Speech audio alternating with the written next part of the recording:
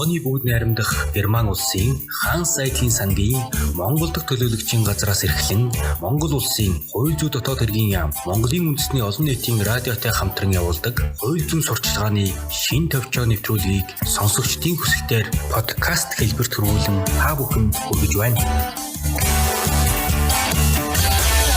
Өнөөдрийн нэвтрүүлгээр бид Монгол улсын хөдөлмөрийн тухай шинэ хуулийн талаар ярилцах болно. Шинээр ажилтан авахдаа юуг анхаарах вэ? Бас энэ тал дээр шинжлэгдсэн хөдөлмөрийн хуульд ямар заалтууд орсон бэ? За энэ талаар хариулъя ярэ. Шинэ хөдөлмөрийн хуулийн тэгэхээр хөдөлмөр эрхлэлтэй харилцаа үүсгэх нөхцөлийг зохицуулсан тодорхой заалтууд нэмэгдсэн байна. Тухайлбал ажил олгогч нь ажилд орох гэж байгаа хүнд гүйцэтгэх ажил үүрэг, хөдөлмөр эрхлэлтийн нөхцөл, цалин хөлсний талаар хөдөлмөр эрхлэлтэй харилцаа үүсгэхээс өмнө эхлээд танилцуулах үүрэгтэй. Мөн ажилд орох гэж байгаа хүнтэй гүйцэтгэх ажил үүрэг, цалин хөлсний хэмжээ, хөдөлмөр эрхлэлтийн бусад нөхцөлийг харилцан тохиролцсноо. Ажилтан ажил үүргээ гүйцэтгэж эхэлснээр хөдөлмөр эрхлэлтэй харилцаа үүснэ гэж зааж. Тэгэхээр ажил олгогч хөдөлмөрийн гэрээг бичгээр үйлдэн гэрээний 1% ажилтнанд өгөх үүрэгтэй. Хүндэтгэн үзэх шалтгаанаар хөдөлмөрийн гэрээг бичгээр үйлдээгүй бол ажилтныг ажил үүргээ гүйцэтгэж эхэлснээс хойш ажил олгогч ажлын 10 өдрийн дотор энд 10 өдрийн дотор гэсэн байна шүү. Хөдөлмөрийн гэрээг нөхөн байгуулах үүрэгтэй гэсэн байна. Тэгэхээр зарим байгууллагууд ажилтныг ажил гүйцэтгэх гэрээ эсвэл хөлсөөр ажилуулах гэрээт ажилтнаар ажилуулах тохиолдол байдаг шүү дээ. Энийг хэрхэн зохицуулсан байдаг юм бэ? За тэгэхээр ажил олгогч ажилтны хоорондын харилцаа хөдөлмөр эрхлэлтэй харилцааны шинжтэй бол хөдөлмөрийн гэрээнээс өөр төрлийн гэрээ байгуулахыг хориглоно. Хөдөлмөрийн гэрээнээс өөр төрлийн гэрээ байгуулсан боловч энэ харилцаа нь хөдөлмөр эрхлэлтэй харилцааны шинжийг агуулсан л бол тэрнийг хөдөлмөрийн гэрээ байгуулсан тооцноо гэж энэ хуулинд заасан. За ойлголоо. Ажил олгогч байгууллага нь ажилтны талаар ямар мэдээллийг авч хадгалж болдог болоо? Энэ талаар хуульд ямар шаардлагыг тусгасан байдаг юм бол? За ажилтны мэдээллийг авах, боловсруулах, бас хадгалах, ашиглах журмыг ажил олгогч хууль тогтоомжинд нийцүүлэн баталж мөрдүүлнэ. За. Нийт ажилтнанд харагдах газар байршуулах үүрэгтэй.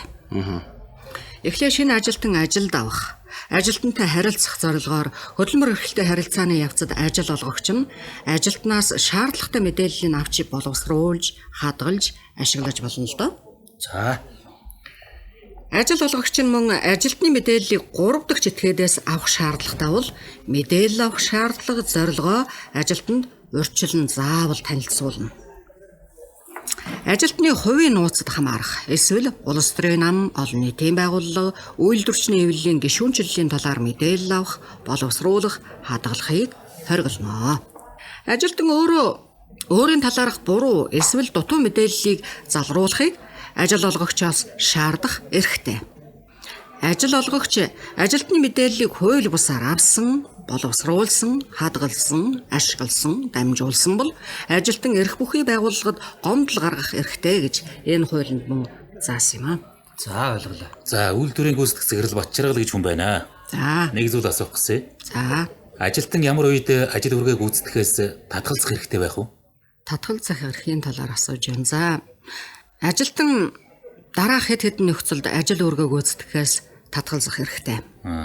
Нэг зүйл ажилтны болон 3 дахь этгээдийн амь нас, эрүүл мэндэд хохирол учруулж болзошгүй нөхцөл байдал үүссэн. Бас нэг зүйл ажил олгогч хуулиар тогтоосон илүү цагийн дээд хэмжээг хэтрүүлэн ажиллахыг шаардсан. За бас нэг зүйл ажил олгогч ажилтны цалин хөлсийг олгуул зохих өдрөөс хойш 30 хоногийн хугацаанд олгоогүй. Ийм заалтууд байдаг. Ажилтан эдгээр шалтгаанаар ажил үүргээ гүйцэтгэхээс татгалзсан тухайга ажил олгогчид нэн даруй мэдэгдэж болно. Эхүү татгалзах болсон нөхцөл арилах хүртэл хугацаанд ажиллахгүй байх хэрэгтэй. Ажилтан эдгээр шалтгаанаар ажил үүргээ гүйцэтгэхээс татгалзсан тухайга ажил олгогчид нэн даруй мэдэгдэнэ. Эхүү татгалзах болсон нөхцөл арилах хүртэл хугацаанд ажиллахгүй байх эрхтэй. Ажил олгогч дээрх шалтгаанаар ажил үүргээ гүйцэтгэхээс татгалзсантай нь холбогдуулан ажилтнанд хөдөлмөрийн сахилгын шийтгэл ногдуулахыг хориглосон хуулийн заалт бий. Зөв. Тэгвэл одоо ажилтныг ажлаас чөлөөлөхдөө юуг анхаарах вэ? Ер нь ямар үндэслэлээр хөдөлмөрийн гэрээгээ дуусгар болгох вэ? Хөдөлмөрийн гэрээ дуусгар болгох нөхцөл. Хөдөлмөр эрхлэлтэй харилцаа дараах үндэслэлээр дуусгар болно. За. Талууд харилцан тохиролцсон, ажилд нас барсан, хөдөлмөрийн гэрээний хугацаа дуусаж цаашид сонгогдохгүй болсон, за мөн эрх бүхий байгууллага шаардсан, тухайн ажлын байранд өмнө ажиллаж байсан хүнийг эгүүлэн авах болсон, мөн ажилтан гэмт хэрэг үйлдсэний улмаас энэ ажил үүргээ үргэлжлүүлэн гүйцэтгэх боломжгүй ялга ногдуулсан шүүхийн шийдвэр хүчин төгөлдөр болсон. Бас ажилтан эрх зүйн чадамжгүй болохыг шүүх тогтоосон. Мөн өөр ажил албан тушаал томилогдсон, сонгогдсон. Бас хөдөлмөр эрхлэлтэй харилцааг цуцлах санаачлагыг ажилтан, ажил олгогчийн аль нэг нь гаргасан гэсэн ийм заалтууд байна. Тэгвэл хөдөлмөрийн гэрээг ямар тохиолдолд ажилтны санаачлагаар цуцлах вэ? За. Хөдөлмөр эрхлэлтэй харилцааг ажилтан санаачилж цуцлах хэрэгтэй. Ажилтан хөдөлмөр эрхлэлтэй харилцааг цуцлах тухай ажил олгогчдоо бичгээр мэдэгдсэн өдрөөс хойш 30 хоног өнгөрмөгц ажлын байраа орхих эрхтэй байдаг. Энэ тохиолдолд бол хөдөлмөр эрхлэлтийн харилцаа цуцлагдсан тооцноо. Энэ хугацаанаас өмнө хөдөлмөр эрхлэлтэй харилцаа цуцлагдах хугацааг ажилтан, ажил олгогчтой тохиролцож болно. За. Хөдөлмөр эрхлэлтийн харилцааг ажил олгогчийн санаачлагаар ямар үндэслэлээр цуцлах вэ? За, энэ асуултанд хөдөлмөр эрхлэлтэй харилцааг дараах хэд хэдэн үндслээр ажил олгогчийн санаачлагаар цуцалж болно. Энд аж ахуй нэгж байгууллага, түүний салбар нэгж татан бугдсан, мөн ажлын байр нь хасагдсан, оронтой цөөрсөн. Өөр нэг зүйл нь ажилтан мэргэжлийн төвшин, уур чадвар, ажлын гүйцэтгэлийн хувьд гүйцэтгэж байгаа ажил үүрэгтэй тэнцэхгүй болох нь тогтоогдсон.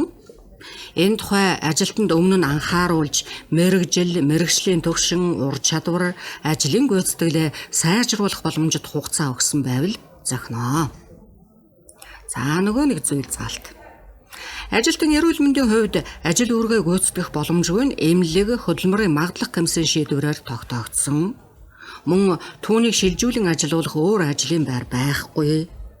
Бас хөгжлийн бэрхшээлтэй хүнийг тохирох хэрэглэгдэхүүнээр хангах замаар хөдөлмөр эрхлэх боломжоор хангах арга хэмжээг ажил олгогч авсан боловч ажилтан хөдөлмөр эрхлэх боломжгүй бол нөгөө нэг заалт нь ажилтан хөдөлмөрийн сахилгын зөрчлийг давтан 2 болон түүнээс дээш гаргасан. За мөн хөдөлмөр эрхлэлтэй харилцааг шууд цуцлахаар хөдөлмөрийн гэрээнд тусгайлан заасан ноцтой зөрчил гаргасан болох. За энд бас нэг заалт бий. Ажил олгогчийн мөнгө болон эд хөрөнгийн бүрэн бүтэн байдлыг хариуцах, эсвэл захиран зарцуулах эрх бүхий ажилтан ажил олгогчийн итгэлийг алдсан буруутай үйлдэл эрс үйлдвэрийг гаргасан тогтоогдсон. Нөгөө нэг заалт нь ажилтан ажилд орох үед боловсрал мэргэжлийн төвшнийг нотлох баримт хүчгээ хуурамчаар бүрдүүлсэн тогтоогдсон тохиолдлуудад цуцлана гэсэн заалт байна. Тэгэхээр ер нь ямар тохиолдолд ажил олгогчийн санаачлагаар цуцлахыг хориглодог юм бол?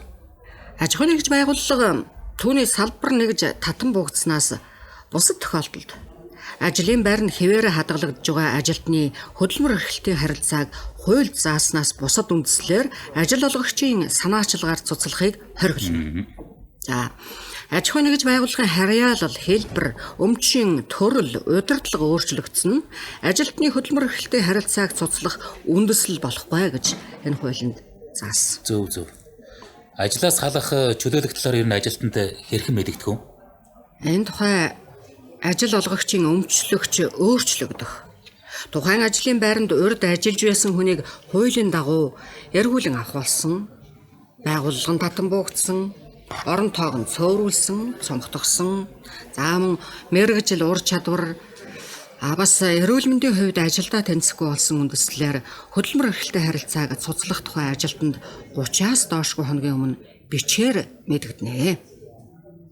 Ажилтнанд мэдэгдэл өгсөн тухайга шаардлагатай тохиолдолд ажил олгогч нотлох үүрэгтэй.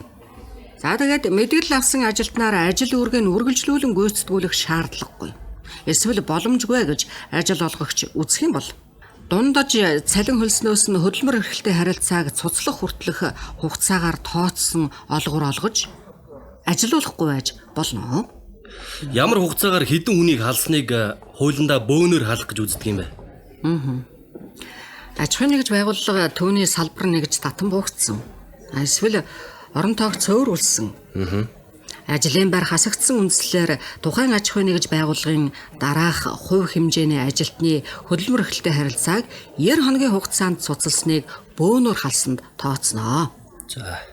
За 10-аас 50 ажилтнтай аж ахуйн нэгж байгууллагын 5 болон түүнээс дээш ажилтны мөн 51-ээс 499 ажилтнтай аж ахуйн нэгж байгууллагын нийт ажилтны 10 түүнээс дээш хувийн бас 500 тэрнээс дээш ажилтнтай аж ахуйн нэгж байгууллагын 50 түүнээс дээш ажилтны гэж заасан байна. Энийг л бөөнөр халах гэж нэрлэн дээ. Ойлголоо. Тэгвэл бөөнөр халах үед ямар журам баримталдаг юм бэ? Ажил олгогч ажилтныг бөөнөр халах тохиолдолд ажилтны төлөөлөгчид хөдөлмөр эрхлэлтэй харилцааг цуцлах үндэслэл, хамрагдах ажилтны нэрс, хөдөлмөр эрхлэлтэй харилцааг дуусгар болгох өдрийн тухай мэдэгдэж, дараах асуудлаар хэлцээ хийнэ. Бөөнөр халах асуудлаар хийх хэлцээгээр ажил олгогч, ажилтны төлөөлөгчид халагдах ажилтны тоог багасгах, тухайн аж ахуйн нэгж байгууллагад байгаа сул оронтоонд ажилтныг шилжүүлэх. Бас ажлын байр шинээр бий болгох, орон тоог нэмэхэд эхний ээлжинд авч ажилуулах. Мөн ажилтнаа мэрэгшүүлэх, өөр мэрэгжлээр сургах, хөдөлмөр эрхлэлтэй харилцаа дуусгар болгосны тэтгэмжийн хэмжээ зэрэг асуудлыг хэлцдэг. Халагдаж байгаа ажилтнанд тус бүрд хөдөлмөр эрхлэлтийн харилцааг цуцлах тухай мэдэгдэнэ. Тэгээд мэдэгдэл өгснөөс хойш 30-аас доошгүй хоногийн дараа хөдөлмөр эрхлэлтэй харилцааг цуцлана. Аж ахуйн нэгж байгууллага салбар нэгж татан буугдаж ажилтныг бөөнөр нь халах тохиолдолд ажилтны цалин хөлсийг тэргүүн ээлжинд гаргуул. Цалин хөлсийг нь бол эхний ээлжинд гаргах нь. Ажил олгогч бөөнөр халах шийдвэрээ гаргасан өдрөөс хойш 30 хоногийн дотор харьяа нутаг дэвсгэрийн хөдөлмөрийн асуудал хариуцсан байгууллагад бичгээр заавал мэдэгдсэн байна. Маш ойлгомжтой сайхан тайлбарлаж танд баярлалаа. Тэгэхээр бас нэг ийм асуулт байна. Ажлаас чөлөөлөх ажил хүлээлцэх тал дээр хуульд хэрхэн заасан байдаг юм бэ? Ажил олгогч шийдвэртэй ажил хүлээлгэн өгөх хугацааг зааж өгнө. Ажил хүлээлцэх хугацааны цалин хөлсийг мөн заавал тооцож олгоно. Ажилтны ажлын байрыг хэвээр хадгалах тохиолдолд ажлын тур хөдөлмөр эрхлэлтэй харилцаа дуусгар болсон тохиолдолд бүрэн мөсөн хүлээн авна. Ажилтан ажил үүргийг гүйцэтгүүлэх зорилгоор олгосон аливаа ажлын багаж төхөөрөмж, техник хэрэгсэл, эд хөрөнгө, ажил үүргийн дагуу бүрдүүлсэн баримт хүчиг, биет болон цахим мэдээлэл, холбогдох бусад зүйлсийг нэг бүрчлэн ажил олгогчдоо хүлээлгэн өгөх үүрэгтэй байдаг. Ажил олгогч ажилтнанд хөдөлмөр эрхлэлтэй харилцаа дуусгар болсон тухай шийдвэр, мөн нийгмийн даатгалын дэвтэр, эрүүл мэндийн даатгалын дэвтэр, бусад бичиг баримтыг хөдөлмөр эрхлэлтэй харилцааг дуусгар болгосон өдөр хүлээлгэн өгнө. Цалин хөлс, олгор, тэтгэмжийг хөдөлмөрийн дотоод хэм хэмжээнд заасны дагуу олгох үүрэгтэй. Тэгвэл ажлаас чөлөөсөн талаар шийдвэрийг яаж мэдэгдэх вэ? Ажил олгогч ажилтны хөдөлмөр эрхлэлтэй хугацааг дуусгар болгосон тухай шийдвэрийг бичгээр гаргана. Ажил хүлээлцэхээс өмнө ажилтнаа танилцуулна, 1% тэгээд хүлээлгэж өгнө. Хэрвээ ажилтан тухайн шийдвэрийг хүлээн авахаас татгалзсан бол ажилтны оршин суугаа газрын хаягаар шийдвэрийн шуудан гар хүргүүлснээр тухайн шийдвэртэй танилцсанд тооцож болно. Хөдөлмөрийн сахилгын шийтгэлийн талаар хэрхэн зохицуулсан байдгийг бол ер нь хуулинд. Хөдөлмөрийн хууль тогтоомж хөдөлмөрийн гэрээ, хөдөлмөрийн дотоод хэм хэмжээ, ажлын байрны тодорхойлтыг зөрчсөн ажилтны буруутай үйлдэл эсвэл түүхийг сахилгын зөрчилд тооцноо. Ажил олгогч эрх олгосон удирдах ажилтан сахилгын зөрчил гаргасан ажилтанд дараах хөдөлмөрийн сахилгын шийтгэл ногдуулна. Энд өөрт нь ганцаарчлсан хэлбэрээр хаалттай сануулгах, мөн нийт ажилтнанд нь зарлах хэлбэрээр нээлттэй сануулгах. За бас үндсэн цалинг 3 сар хүртэлх хугацаагаар 20 хүртэл хувиар бууруулах, мөн албан тушаал бууруулах, ажил олгогчийн санаачилгаар хөдөлмөр эрхлэлтэй харилцааг цуцлах. Ийм байна. Ажил олгогч мөн хөдөлмөрийн сахилгын шийтгэл ногдуулахаас өмнө ажилтнанд заавал мэдэгдэнэ. Тайлбар авч сахилгын зөрчлийн шинж, үр дагаврыг харгалзан сахилгын шийтгэлийн төрлийг сонгож хэрэгэлдэг. Сахилгын нэг зөрчилд сахилгын шийтгэлийг давхардуулан ногдуулахгүй. Сахилгын шийтгэл ногдуулсан шийдвэрийг бичгээр гаргана. За тэгвэл одоо сахилгын шийтгэлийг ер нь ямар хугацаанд ногдуулах вэ? Сахилгын зөрчил гаргасан өдрөөс эсвэл зөрчил үргэлжилсэн тохиолдолд зөрчил гаргасан сүүлийн өдрөөс хойш 6 сар. Ажил олгогч түүнийг илрүүлснээс хойш 1 сарын дотор хөдөлмөрийн сахилгын шийтгэл ногдуулна. Зөв. Эд хөрөнгийн бүрэн хариуцлага хүлээх ажилтны хувьд сахилгын зөрчил гаргасан өдрөөс эсвэл зөрчил үргэлжилсэн тохиолдолд зөрчил гаргасан сүүлийн өдрөөс хойш 1 жилийн дотор хөдөлмөрийн сахилгын шийтгэл ногдуулна. Дээрх хугацаа нь ажилтан эмнэлгийн магадлалтай, ээлжийн амралттай, хувийн чөлөөтэй байх. Эсвэл сахилгын зөрчлийг хууль хяналтын болон аудит, эрх бүхий бусад байгууллагаас шалгах хугацаанд тасалдана. Хөдөлмөрийн сахилгын шийтгэл ногдуулснаас хойш 1 жил өнгөрвөл ажилтныг хөдөлмөрийн сахилгын шийтгэлгүйд тооцно. Ажил олгогч энэ хугацаанаас өмнө ажилтныг хөдөлмөрийн сахилгын шийтгэлгүйд тооцож бас болно. Энэ тухай ажилтнанд бичгээр мэдэгдэнэ. За баярлалаа. За зөвлөгөө өгсөн танд баярлалаа. За